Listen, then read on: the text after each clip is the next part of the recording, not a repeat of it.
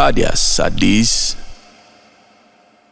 ምንድነው ያንተ ጉዳይ? ይሄኛው አዲስ አበባ ፖሊስ ነው ያወጣው። አዲስ አበባ ፖሊስ እንግዲህ ባለፉት ጊዜያት በተለይ በጋራ በመንቀሳቀስ እንደዚህ አይነት የወንጀሎችን ሲፈጽሙ የነበሩ ስርቆቶችን ሲፈጽሙ የነበሩ ተጠርጣሪዎችን ይዣለው ብሏል።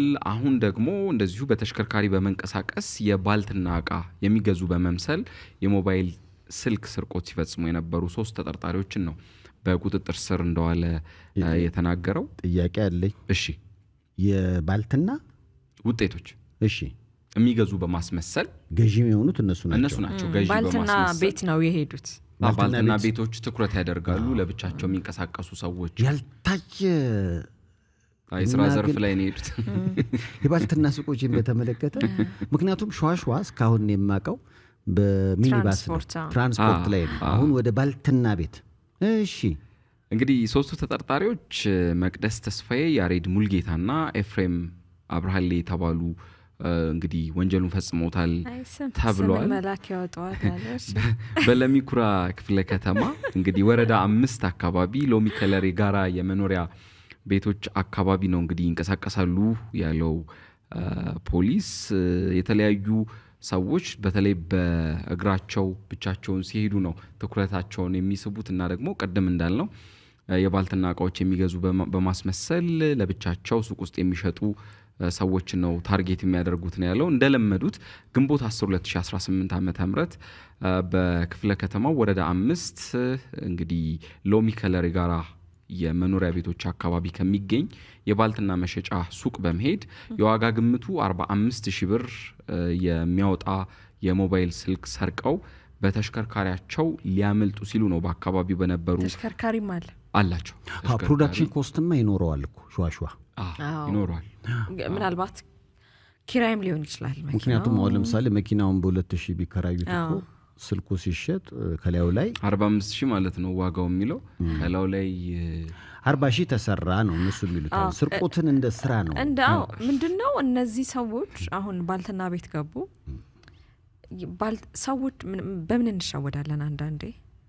አንዳንድ ነጋዴዎች ፊዚካሊ ያለው ሰውን ማንነት እነዚህ ሰዎች እንግዲህ መኪና ፓርክ አድርገው ነው የመጡት። ምናልባት ያ ሊታይ ይችላል። ስለዚህ በዚህ ላይ ደግሞ ባልትና ቤቶች ካሁን በፊት ታርጌት ሆነው አያውቁም እና በደንብ ቡላ፣ ሚጥሚጣ እና የመሳሰሉ ነገሮችን አለ እዛ የሚሸጠው። ደግሞ ለመጠየቅ የሚመቻል ቡላ ትልና ቡላውን ስታመጣ ሚጥሚጣውንም ዱቄቱን የፉርኖ ዱቄቱን ማርጊልኝ ትላል። ልጅቷን ያደናግሯታል። ሽሯችሁ እንዴት ነው ምጥናላችሁ እንዴ? ደግሞ መሀል ላይ እሱ ብዙ ሰው ሊል ይችላል። እነሱ ታርጌት የሚያደርጉት የሚታየው ነገር ላይ ነው። አሁን እኮ በዛ ነው በቃ እነዚህ ሰዎች መኪና አቁመዋል፣ ጥሩ ነገር ለብሰዋል። ስለዚህ ሊገዙ ነው የመጡት። ስልኳም እዛ ጋር ፊት ለፊት ቢቀመጥ ወይ የነጋዴው ስልክ ቢቀመጥ ጥሩ ሰዎች ስለሚመስሏቸው በዛ ይሻው እንደዛ ይመስለኛል። ምክንያቱም መኪና ፓርክ አድርገው ትልቅ ነገር ሊገዙ መጡ የተባሉ ሰዎች መኪና አቁመው እንደዚህ አይነት ነገር ያደርጋሉ ተብሎ አይገመትም። እንግዲህ በአካባቢው በነበሩ ፖሊሶችና በአካባቢው ማህበረሰብ በቁጥጥር ስር ሊውሉ ችለዋል ተብሏል። ፖሊስ ተጠርጣሪዎቹን በቁጥጥር ስር ካዋለ በኋላ በተሽከርካሪ ውስጥ ባደረገው ፍተሻ የተለያዩ ሞዴል ያላቸው 4 የሞባይል ስልኮች የተገኙ ሲሆን እንግዲህ በእንደዚህ ክፍለ ከተማ እንደሚንቀሳቀሱ ነው ስለተነገረው። 4ቱም ከተለያዩ ቦታዎች ደግሞ የተሰረቁ ናቸው ማለት ነው። ሲፈለግ 4 ሌላ የሞባይል ስልኮች እንግዲህ ቀጣይነት አላቸው ማለት ነው። አሁን የኛውን ደግሞ በሌላ ክፍለ ከተማ አሁን ለሚኩራ ጋር ነበረ ባልትና ቤቶችን እያጸዱ የነበሩት ክፍለ ከተማ ደግሞ ይቀይራል። ከዛ ባሻገር የታየኝ ይሄ ስልክ በአንድነት ነው ማለት ነው የሚያስረክቡት። ዝም ብለው ያወጣው የተሰበሰበ ነው ስልኩ። ፖሊስ ፈርዘር ቢሄድ የምሪ ነው ፈርዘር ቢሄድ የሚረከብ ይባል የኛ ጅምላ ነጋዴዎች እንደዛ እኮ ነው በጅምላ ነው የምናስረክበው። እስኪ በጠርቀም ይበልብለው ነው አንቺ ይመስላል። ልክ ነሽ ሊሆን ይችላል። ምክንያቱም አንዳንዱን አያወጡትም።